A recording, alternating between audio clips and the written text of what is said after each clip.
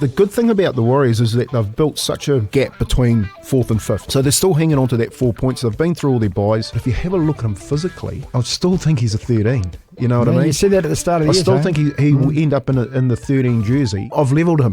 He's out flat. He's come up to me in the chairman's lounge after the game and he's leant into me and he's going, "Hey, Kempy." And I was going, "Hey, mate." He goes, "You broke me ribs." DSPN, the Devlin Sports Podcast Network. BLT Big League Tuesday. And we welcome back our man Tony Kemp, who's been away in England at his good mate Lee Crooks' testimonial. Lee played. Wes Balmain also played for Castleford. You finished the story. Who else did he play for? He played for Great Britain and England. Yeah, Great Britain, great player. Played for Hull back in the early days alongside Dana Hara, James Liloy, Fred Arcoy, and who else was there then? There was one more, Gary Kimball was the Kiwis. That's a good lineup of Kiwis in that team, isn't it? Yeah, Knocker Norton was in that side. Peter Sterling played in that game. Remember that? Wigan versus Hull at Wembley. I think Lee was 18 then. Lee was a bit like Barry McDermott. Remember, he used to go around taking people's heads off when he was a young kid, and I ended up playing with him at Castleford, probably two of my best years of my career playing at Castleford. I told a story when I went over there doing a bit of guest speaking, and see, one of the biggest regrets when I look back on my career is leaving Castleford, because I played some really good football and made some really good friends there. And it was an old mining town, so it was a little bit like Waitara, the freezing works and small community, everyone knew each other. And I've got to say, Marty, when I landed there and caught up with the boys, it was like I haven't seen them for 30 years. It was like yesterday, was it? It was like yesterday. Yeah. Everyone, how do they look? Because this is the thing, as we get older, we turn into our 50s and, as my case, into your 60s, and you still think that you're 20 years old, don't you? You look in the mirror and you go, God, who's that guy? I'll tell you a funny story at the end of it. They've all got a limp, all right? So it's either the right or the left knee or the right hip or the left hip. There's a little bit of dementia. So some slow speaking, and one of our really good mates, St John Ellis, had passed away. He was probably the fittest in our side. He's a wing. He top try scorer in '94 in the Super League. But a funny story. They got me at half time. I've got a dicky right knee. So they get me out of they call it the jungle. It's a fan zone.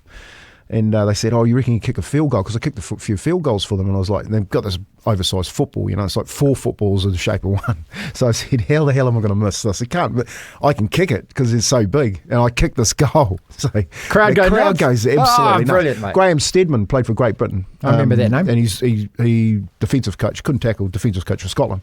And he's there, and he's had a shot, and he missed it. And anyway, the Tiger, Tigger they call him, he's the mascot, picks up the ball. Big ball, starts running it steady, but he didn't see me, did he? And I thought, here we go. I can't let this go. Here we go. He's got one more shoulder left in him, has he? And I've hit him, mate. I mean, like, I've got my feet right and everything. I've levelled him. He's out flat. And I've gone down on him, and I've given him, the crowd's gone absolutely nuts. That bit. Yep. And I've gone down and landed on top of him. Yeah. And I've got back up, and I've limped away, and I'm shaking my hands in the air. And I hadn't noticed, but Tigger's hurt.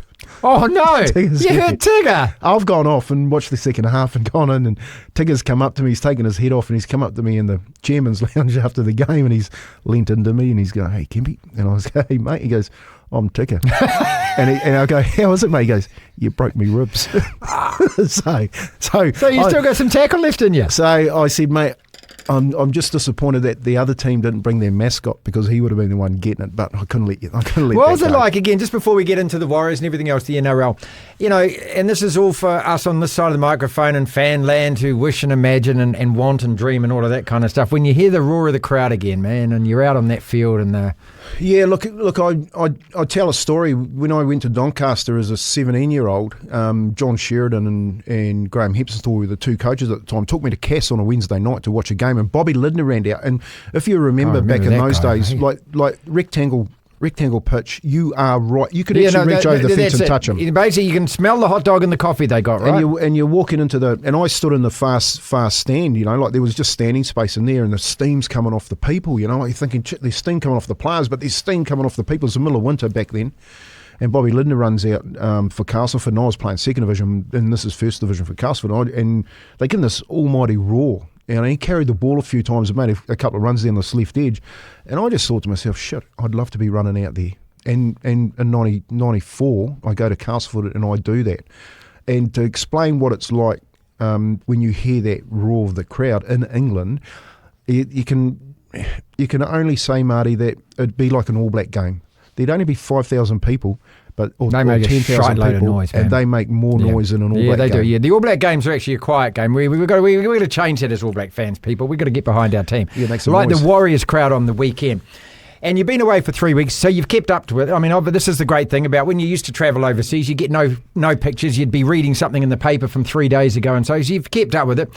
That was the first Warriors win, get this, since June the 5th, I think it was. It had been 5 weeks, and this is only because of a couple of byes and a couple of losses. But so important to turn around, beat the Tigers, played really well, and now 11 wins, and the magic number 16 is the top 4. So I keep saying, beat the beatable teams, and that's what they did on the weekend. And that's exactly right. And we all know a couple of things here, Marty. The first thing we talked about was hopefully they don't get any injuries just before I left. And who goes down? Mitch Barnett goes down in the first Origin, and then Luke Metcalf goes down, and Chance Nickel-Cloxy. Like 3 of the players you probably have in your top 5 that you don't want out of your side. Mm-hmm, definitely. And then they go on that losing run, and the good thing about the Warriors is that they've built such a gap between 4th and 5th. Yep. So they're still hanging on to that 4 points. They've been through all their byes. And now it's the run home, and we all know that the run home and their draw is ideal. It's favourable, man. So that game against the Tigers, the Tigers coming off the back of a win, they score that first try in the first 5 minutes. But it's always, when you see it, I don't mind that. When a team scores a try in the first 5 minutes, they tend to sit back on their heels. Well, you've got 75 minutes to catch up, right? So and the Warriors, again, just the way that, Tanah Boyd's coming to the side with a heap of pressure on him. I thought Tane Tuapiki at the back played really, really well in that fullback position. And when you're watching what they're doing down in the second grade in New South Wales, there's something like 9 or 11 games on the trot that they've won. So they've come in with a bit of form, and they just picked up where they left off. So it's really good to get a player. Tanah Boyd's showing us what he can do at the Gold Coast playing first grade, and he's just slotted into that 7 position. Yep. What I liked about him is that he didn't want to do too much. He just got to his kicking game, was decent. He got the passing game right, and he just set his outsides alive. And the same with Tane Tuapiki. So the way that they've just come back into that key position and picked up where the other 2 left off, I'd say this is so impressive. Really look, about the Warriors this year, isn't it? And it's, they say it's the next man up, which is an NFL saying as well, but it's the squad depth, and it's the building of that squad depth, because the 3 players that you've earmarked, there's been other injuries during the season. At one stage there were 4 or 5 guys out. Go back to losing 800 and something games of experience at the start of the year, but all of a sudden you're looking at a fatter squad, aren't you? You're looking at maybe 20 to 30 players and people coming up and just taking that spot, doing their job, which is exactly what Tanah Boyd did. And I like you saying that, because I thought the same. He could have gone out there and tried really hard and overcompensated, but he didn't. So that's a real plus. Plus, generally looking at that halves combination, what do you like? What are you looking at now till the rest of the season? Yeah, look, I think, just to give Tanah Boyd a bit of a pat on the back, he was wanted by some decent teams halfway through the season because he's not playing first grade. He's a first grader. So he knows what he needs to do to come into the side, and he's been given that, I guess, that scope from the coach who said, look, if you wait here, if there is a opportunity that arises, you'll slot straight in. Yep. And of course that's what happened. They didn't move Tamari Martin off the bench. Yeah, which a lot of us thought they might. They left him in at 14, and again, thank God, because Rocco Berry goes down. He probably out for a while. It's not that Tamari Martin's going to stay there in the centre, but he can do a job in the centre for him. Exactly, so they'll bring a centre back. Tamari Martin will hold that spot. And they just got really good balance over the side. And I think what that allows the other players around him, he's getting better. I thought when Harris-Tavita scored the try, I just thought, you got to remember this guy had a year off. Like he sat back. Yep. He said, mentally I need to just go and refresh it. I'm a young guy. I want to do things what young guys do, and shows a bit of maturity, then comes back. But if you have a look at him physically, mate, I still think he's a 13. You know what I mean? You said that at the start of the year. I still think he will end up in the 13 jersey, but he's playing such good football. His consistency around the kicking, when to run, he doesn't mind taking the line on. He's a little bit of a Jack Whiten type player.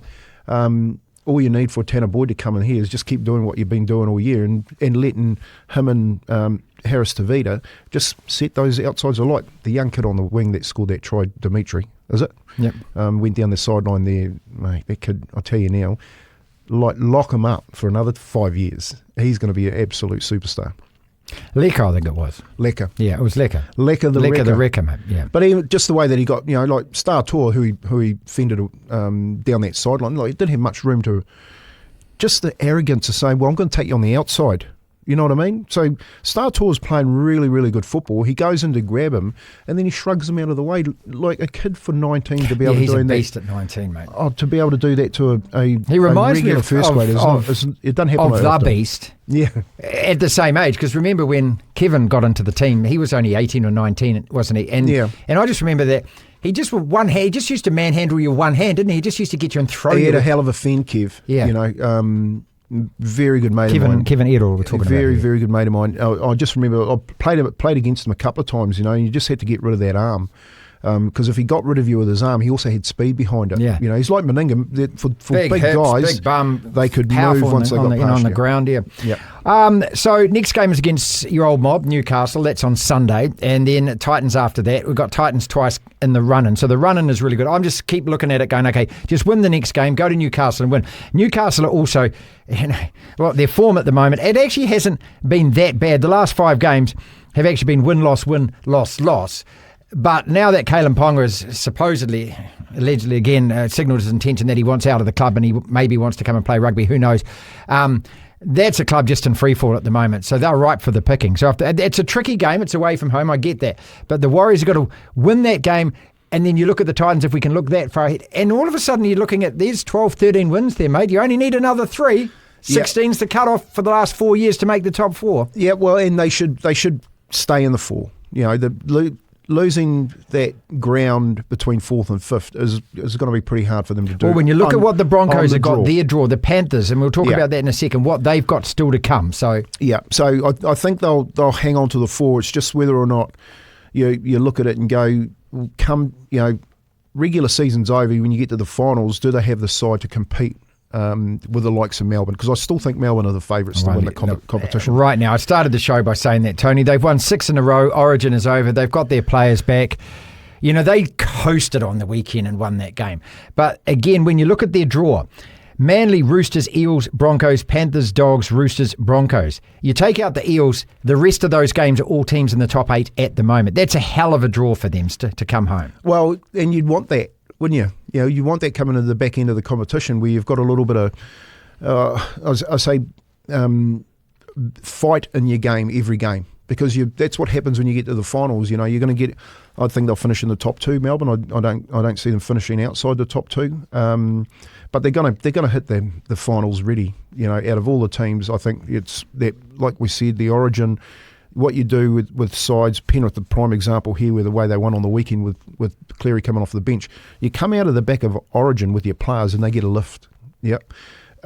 What is going to be really interesting? New South Wales shouldn't get a lift for any of that after that game 3. Well, yeah, and that's another story. But what you look at now is how does the likes of Cleary or Bellamy rest up his players so he gets them fresh going into that finals period. Do the Warriors do that as well? Like they've been up for a long time. They've gone through a little bit of a downturn in their form, and they've hit back against the West Tigers. But going into the final series, what do you do with the players that are carrying a little niggly injuries? Well, what do you want to keep playing? A player you want to keep playing, don't you? Well, see, the smart coaches get to rest a couple of players. They've got no bye, so they can't do that. So you've got 8 weeks of football left. Do you give someone else a crack? You secure your top 4 spot first. Well, yeah. Look, but I think, Marty, what I'm saying is, I think with the draw that the Warriors have got, I think what Andrew Webster will do is he'll sit a couple of players out. I think one player that I think's been probably their best player is Clark on the back of the scrum. I think he's been absolutely outstanding. But you've got to look at the effort that he's been putting in all year. Right. So you'd want to freshen him up before finals, because he plays a massive part. Fisher Harris in and out with injury a couple of times. Do you freshen up your front row? You know what I mean? Yeah, you have to. Tanah Boyd, you probably don't, but do you give Harris-Tavita a bit of a break and put Tamari Martin, and then give Tamari Martin a bit more football in case you lose your 5'8"? Good point. Yep. So you've got all those antidotes to look at going into the final series. But mate, for me, when I look at that game on the weekend, look, I'm not. Benji and his CEO under a bit of pressure at the moment. They're building a young squad. I'm not jumping over hurdles to say, shit, the Warriors have beaten the West Tigers, who are fighting for the wooden spoon. No, to me, it's just another 2 points. It's another win is what it is. You just got to keep chalking them off. You've got to get in the 4. Yeah. And if there is a team that isn't going to make the 4 that changes and bucks a trend this year and wins it from outside of it, it's Penrith. Okay, well, let's look at Penrith. How dangerous are they? And they're on a 5-match win streak as well, just like the Broncos. They're 8-1-7 at the moment. They're 5 points out of that top 4.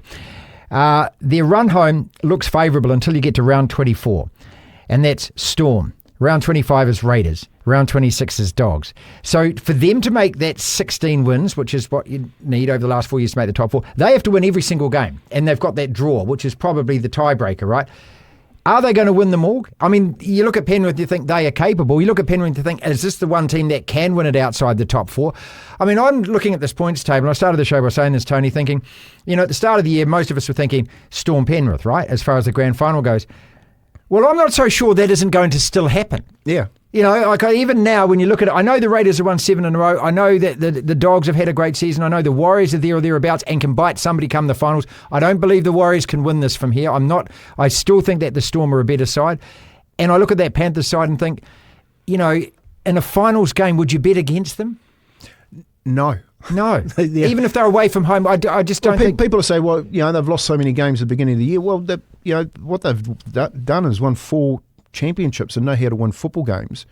And you've seen in the last couple of wins when they've had tight wins, they've gone out and done it. And the most impressive was beating the Dogs and keeping them to 6 points. Nathan Cleary he'd be kicking himself. That this New South Wales story that lingers around him is motivation for him. The only way he's going to shut people up is to come back and win another title. He's done it every year, hasn't he? But to come off the bench as captain and do what he did on the weekend, I thought it was a masterstroke. Like Ivan just giving him a bit of a break and then coming, and I thought they were in second gear. Penrith. So if anyone's going to do it this year outside the 4 for the first time, Penrith are the ones to worry about. You wouldn't want to be finishing 4th and playing Penrith first. Well, so do you think the top 6 as it is the top 6? Raiders, Storm, Dogs, Warriors, Broncos, Panthers. Do you think that those 6 teams are in? I mean, the top 4, those top 3 are in. That goes without saying. I'm saying that there's your top 6. Yeah, look, there's a lot of talk about the Bulldogs at the moment, and of course, Galvin going there, and heap of talk about Gus mucking around with the roster when they were sitting on the top of the competition and they've gone through a bit of a shaky period. Can they get through that? Yeah, I think they can. I think they've got a decent enough side to stay where they are. Canberra picked his $61 shots at the beginning of the year. Finished last. Yeah. Sitting top of the table. I think they're resilient. I think, Weeks at the back, his game last week was something out of the... he's not a future Kiwi player. I'm pretty sure he's a Kiwi. Then I'll eat my gumboot. And then when you look down at Melbourne, it's just them 2 consistent sides over the last few years. Melbourne are going to be there. I think Penrith are going to go and win some games and get there. I think if they don't make the 4, they definitely make 5. That's the first game. And I would not back against Melbourne at Penrith. I think Penrith have got just too much class. 5 players coming back from Origin. Yeah, a lot of motivation. A lot of depth. I think their players are getting better as they get through the season. But if there was ever a competition that you couldn't put your finger on and say, these are dead set going to win the competition this year, like Penrith have for the last 4, it's this year. 2 to go then. All right, I want to ask you specifically about Kalyn Ponga and, could he cross over to rugby? The last player that we saw do this was Roger, and playing going from rugby league to play in a confusing position like a second 5'8" or a centre in rugby with all the different laws and everything like that, and it didn't really work out. Kalyn Ponga in rugby, where would he play? I can't see him playing first 5'8", even though that would seem a natural position. If he played fullback, he's got to develop a kicking game for a start out of fullback. He's 27. Is it a bit late for him to try and make the All Blacks? And also, what does it say about the NRL that a guy that is such a superstar of that comp wants to go and play rugby? Well, the first thing is Joey Manu's the latest who can't crack it. You know what I mean? So he's been up to Japan. He's in France. He's just signed another French deal for another 2 years. So he's trying his hardest to crack it. And everyone's forgotten about Joey Manu. You know what I mean? He is a brilliant player, though. He's one of the best players in the world, absolutely, wasn't he? Absolutely. But technically, see, the difference between rugby union and rugby league is technically you have to be on the money. Sonny Bill Williams technically could physically step up and do his job. Rugby was a lot simpler, I believe, when he was playing as opposed to as it is even now. And he bought something to rugby too. He bought the offload. Yeah. If you look at when Sonny, that's going to be a good fight tomorrow night. I hope he punches Gallon's head in. Just as an aside. Just as a bit of a side there. But when Sonny Bill came in, he was physically big enough to play at second five and offer something different. Yep. And technically, he could physically manage that. The Joey Manus and the Kalyn Ponga, technically, Kalyn Ponga can't do that. He's not strong enough. No way in the world he's going to get stuck in the middle there with a Groot and them type of blokes and put your head there and say, I like being there. Yeah. You know what I mean? I like getting in there in dark spaces. The simple answer to that is no, you can't. Can you See, I think it'd be a waste to have him on the wing as a rugby player. I really do. I just think he's such a great player. This is the question. So if you start going through the team, are you going to uproot Will Jordan? No. Damien McKenzie? Nope. Bowden Barrett? No. Are you going to take Geordie out of second 5'8"? I don't think so. Maybe in the centres you have a look at And then you've him. got your two wingers. We've got more than two wingers, but, those guys, you're going to have to beat out, the Sever Reach. You're going to have to beat out Rico. You're going to have to beat out Caleb Clark. So why would they sign him currently? Yeah, see, this is why I don't believe the hype there, what I'm saying. The marketing dollar, when you look at it, that's the only reason you would sign Kalyn Ponga to the NZR is for marketing And they purposes. tried it with Roger and it didn't work. I mean, he made the All Blacks, but he wasn't the same player that he was in league. So, I think what Kalyn should do, he should play for the Kiwis. Okay, he's probably not going to make the Australian side. Dylan Airwood's got that covered up. I think he should forget about the All Blacks. Say, right, I'm going to play for the Kiwis, come back and play some international football and sign another big deal. Clubs. Sign another big deal. And, mate, any NRL club in the competition will take him as a fullback. No question. Question. All right. Finally, your mate Benji. And I asked this last year. Is he really a first grade coach? I think he's going to make a very good first grade coach, Benji. How much time do you give him? Because you didn't get that much time yourself, right? Mate, and look, knowing what I know now, you make decisions based on your knowledge. And at the time at 34, I just didn't have the knowledge to go, or the patience to say, well, I'm just going to keep hanging around, might not ever get another shot. The Warriors is my shot. But in Benji, I think Benji can be a little bit more picky with that. He could probably step out of the West Tigers and stay within the structure. So go back into a lesser role to come back. I think the learning for him has been really invaluable this year. I love the way that he's been handling himself in the media. There is some type of issue in the media at the moment where they just make shit up. Like they're making stuff up about, this stuff. Always about been like that in my experience. Yeah, well, with Benji and Dooley, and picking on an issue and continually put your finger in the boil, I think Benji's handled it quite well this year.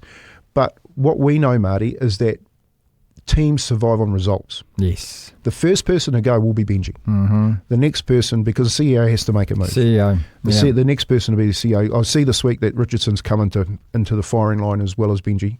Do the West Tigers over all these years, they lost Ivan. Ivan couldn't do it. Yep, so lost Ivan. Maguire couldn't do it, so lost Maguire. So what do? You just keep changing. Johnny Morris was good at Cronulla. Got to find an Andrew Webster from somewhere, mate. Yeah, so, I think they got to stick this one out. He's building a roster. It's young enough. Give him a chance. Give him a chance. Let him stay there for a couple of years. The thing about Benji, he's West Tigers through and through. And I think, the way that Benji's going, I don't think he'll finish bottom. I think Parramatta will finish bottom. And I think that'll be good enough for him to hold on to his job. DSPN.